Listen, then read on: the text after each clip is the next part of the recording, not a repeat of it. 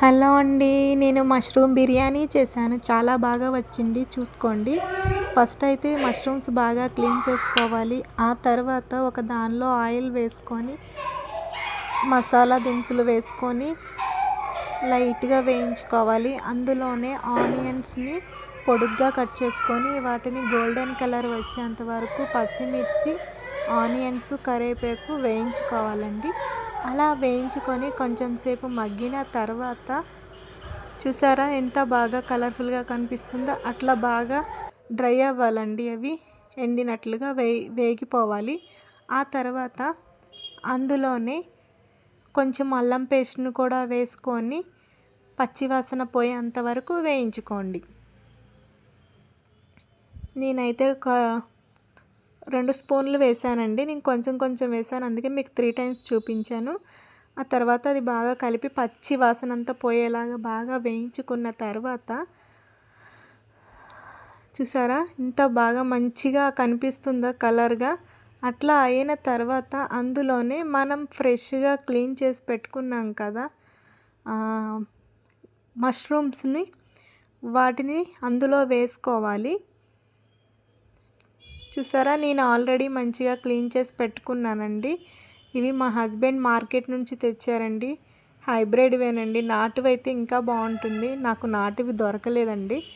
అయితే ఇవి ఇలా వేసుకొని బాగా వేయించుకొని కొంచెం సేపు మష్రూమ్స్ని బాగా కలిపి మగ్గనివ్వండి. ఇలా కలిపి మగ్గనిస్తే కొంచెం సేపు సరిపోతుంది. ఆ తర్వాత మనం కోసి పెట్టుకున్న టమాటాలను కూడా చిన్న చిన్నవిగా కోసుకొని అందులో వేసుకోవాలి. ఇవన్నీ కూడా కొంచెం కలిపి కొంచెం సేపు మగ్గనివ్వాలి.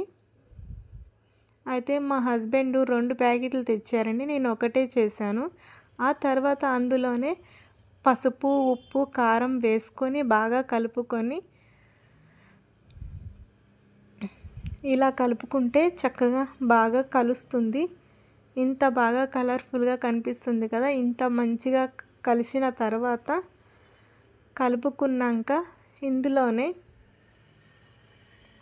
కొంచెం వాటర్ని, మనము ఎసరుకు సరిపడా వాటర్ని పోసుకోవాలండి.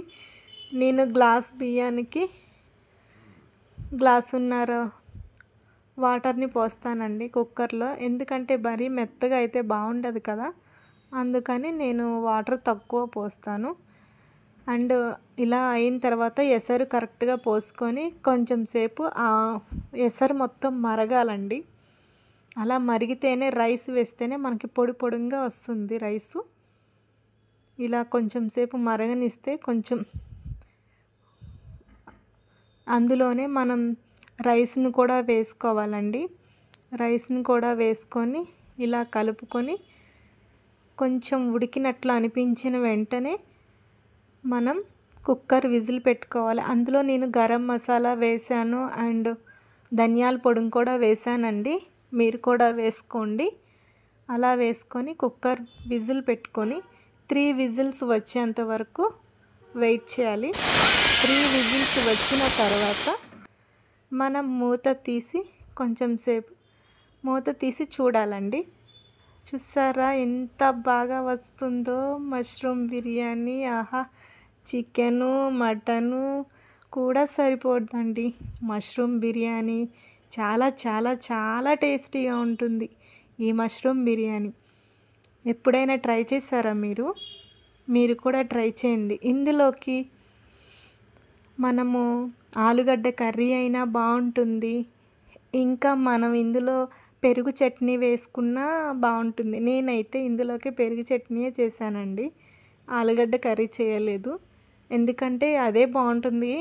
అండ్ ఆలుగడ్డ కర్రీ కూడా చేసుకోవచ్చు, మన ఓపిక. ఇలా చేశాను. నాకు పిల్లలు ఉన్నారు కదండి, ఇంక ఇన్ని చేయడం కుదరదని సింపుల్గా ఇలా చేసేసి పెరుగు చట్నీ చేసేసానండి. అసలైతే అలా చూస్తుంటే ఎలా అనిపిస్తుందంటే తినేయాలనంత టేస్ట్ అనిపిస్తుందండి. అంత మంచి వాసన వస్తుంది కూడా, స్మెల్ అంత. చూసారా రైస్ ఎంత పొడి పొడిగా వచ్చిందో, బాగా కలర్ఫుల్గా కనిపిస్తుంది కదా. అలా లాస్ట్లో కొంచెం కొత్తిమీరను వేసుకోండి. కొంచెం సేపు మూత పెట్టేస్తే ఆ కొత్తిమీర కూడా లైట్గా మగ్గిపోతుంది. అంతేనండి, ఎంతో సింపుల్గా చేసుకునే మష్రూమ్ బిర్యానీ రెడీ అయిపోయింది. మరి మీరు ఎలా చేస్తారు? అండ్ తెలిసిన వాళ్ళు ఓకే, తెలియని వాళ్ళు ఉంటే ట్రై చేయండి. ఎలా వచ్చిందని నాకు కామెంట్ చేయండి. సూపర్గా ఉంటుంది. మీకు నాటు పుట్టగొడుగులు దొరికితే వాటితో కూడా చేయొచ్చు. నాకైతే నాటు పుట్టగొడుగులు దొరకలేదు. అవైతే ఇంకా టేస్టీగా బాగుంటుందండి.